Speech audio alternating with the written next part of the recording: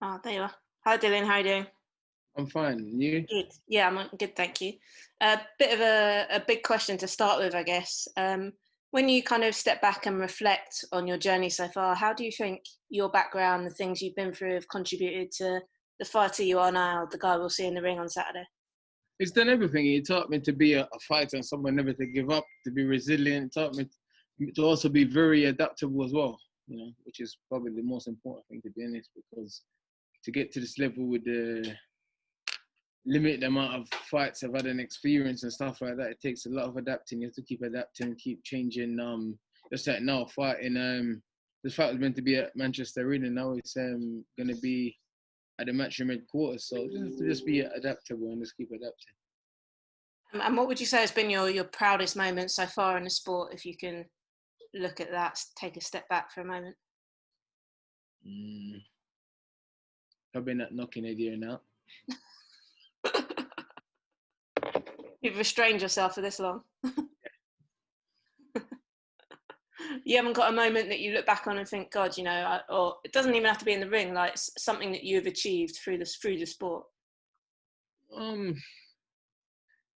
It's not over yet, so I can't answer that question yet. So there's still so much more to come and so much more to gain and so much more to do. So at the minute it's just all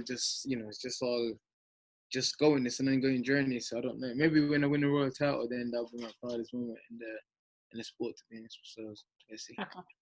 And in terms of the guy we'll see on Saturday, do you think we're going to see a different Dillian to the Dillian we've seen so far? I'm me. I am me, man. I never change. I'm just in better shape sometimes. Sometimes I'm more motivated than other times, because sometimes I've got things going on in and around the game. But this time I feel good. I'm in a good place. I'm ready to rock. I've trained hard, and I'm ready to go. So you should. Let's see. I don't like saying, "Oh, I'm gonna be this or I'm gonna do this and whatever." I'm just motivated. I'm ready to go. All right. Thanks, Dillian. Good luck. Yeah, no worries. David Anderson from the Mirror. Hi, Dylan. You okay? Yeah, how you doing, mate? You all right? Yeah. How's this motorhome? How's life in your motorhome? It's good. They call me the black traveller, so it's all good. And what about life in the bubble? Is it hard to get your head around all the protocol, Dilly? Because what you're compared to in a normal fight week, with this sort of living at motorhomes and having to wash your hands and do this, do that, and be tested. No, it's not hard. As I said earlier, part of my strength is being adaptable and adapting to my situation and my surroundings. So, it's strange times. There's a lot of new things happening, a lot of things changing in the world every day on a daily basis. So to survive and to be effective and efficient in this time, you need to be able to adapt, and that's the most important thing right now. And that's one of my strengths. So thank God. Yeah, and they started going about the old chess and about when were you going to get your WBC title shot. But what's your understanding now? Must it happen by February 2021, or what's your take on it? Well, that's what's been said, and that's what's I think now they come out and said it now for the first time. Really, they can't now go back on the word and change it again. But I say that, but they've done it before. But I don't think they would want the embarrassment and that stuff that comes with that. So I think, and rightly so. It's not like I've earned it, I deserved it. I mean, it's been almost 3 years now, I think. Yeah. Because are you concerned when you hear Frank Warren say stuff like, well, we mightn't be able to do the trilogy fight with Wilder in December as planned, and therefore he may just take like a mark in time fight, which pushes everything further back, really? Frank Warren can say whatever he wants, the WBC service, and that's why there's legal processes. So yeah. Frank Warren can say whatever he wants, obviously. Frank Warren says a lot of things, Yeah. But, so let's see what happens. What's your view on Tyson Fury's, conduct in all this as well? Are you getting signs? Has he been honourable? No, I think towards you. He hasn't been able towards me at all, because one minute he said he'll fight me, the next minute he said he won't fight me, then. But that's Tyson Fury. Tyson Fury just talks a lot of rubbish, man. He just says whatever he thinks, or whatever. He's someone that he doesn't stick to anything he says, man. He always just, he's always saying something today, then saying something else tomorrow. I think his mind is at the wind, change direction every few seconds. Yeah. So, and then just last for me, is it hard for you, Dylan, getting up? Like we always seem to be asking this question. You always have to be putting that #1 mandatory status on the line against a credible opponent, and yet here we are doing a game with Povetkin, Olympic former WBA champ and stuff. Does that frustrate you? You're constantly having to do that. No, you know what? It doesn't, because everyone forget I've had 7 amateur fights and 28 professional fights, so I'm not a novice, but I'm still very inexperienced, and I've still got a lot of learning to do. And this is just preparing me for the journey. When I finally get to the world title, I will be prepared. I would have seen different style fights, because if you think someone Alexander Povetkin, he's probably fought 40 or 50 guys with the same style as me, just as an amateur, much less as a pro. So, for me, it's just learning and improving. So when it does come, I've already ticked the box, and I've already had enough bricks to the wall that the world's ready to stand up strong and to become a world champion, man. Great. Dillian, thanks very much. Good luck Saturday. Cheers. Ron Lewis for the Times next. Ron.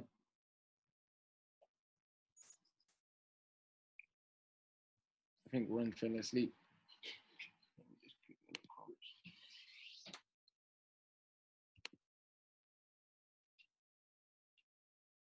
In that case, we go to Richard from South London News. Hi Dillian, how you doing? How you doing, Rich, mate? You all right? Long time. Good, thanks, mate. I'm good. I just wanted to ask you about the motivation side of things. You say sometimes it can be up and down, the levels of motivation. What's got you fired up for it this time round?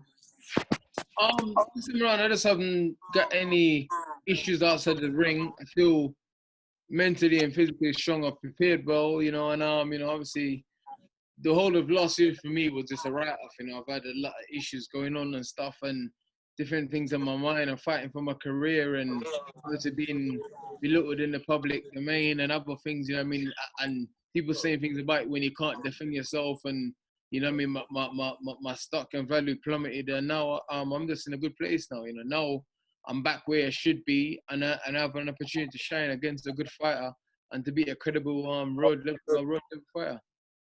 How much persuasion did you need to appear on a show where there's not going to be any fans? Not much. Listen, we are fighters, and that's what we do. We fight. Obviously, as people, as a race, we all fight in different ways, in different walks of life, and that's what we do best. We fight. And there was mention, you talked about Frank Warren. He talked about pitching an idea of you facing Daniel Dubois, another South London fighter, but in a different part of his journey, isn't he? What would you say about that? It sounds like it's not something you think is remotely realistic. Frank needs to stay off the liquor, man. Definitely needs to stay off the liquor, because he's just trying to deviate from Tyson Fury fight. Why would I fight Daniel Dubois when I am manager for the WBC world title? Daniel Dubois brings nothing to the table whatsoever, nothing at all. There's no reason for me to fight him. Brings nothing to the table. Listen, they know me. They know I love a fight, and it doesn't take a lot to get me into a fight. So they're just trying to throw some bait out there, and hopefully I'll bite. Final one, Dillian. How would you feel if the WBC split Tyson Fury and you had to fight for the vacant title against somebody else? If they strip him, I don't have to fight no one for the vacant title, because I'm interim heavyweight champion, and I've had enough fights to justify being a world champion, to be honest. But obviously I don't want that though. I don't want that. I want to fight Tyson Fury because he says he's the best heavyweight alive, and he's the best heavyweight to ever walk the planet. So I want to fight the best. I don't. Hopefully he's going to be a man of his word and fight me, and don't be a coward and vacate the belt. Cheers, Dillian. Best of luck. Cheers. Mate. Okay, got Jeff Powell from the Daily Mail. Hi, Daniel. How are you doing in terms of your fitness and your shower? I'm sorry, I've just joined this rather late because I wasn't sure what time you were coming on. How's your fitness this time? Oh, Daniel or me? Dillian, I said, I think. I'm good, Jeff. I'm good. I'm fit.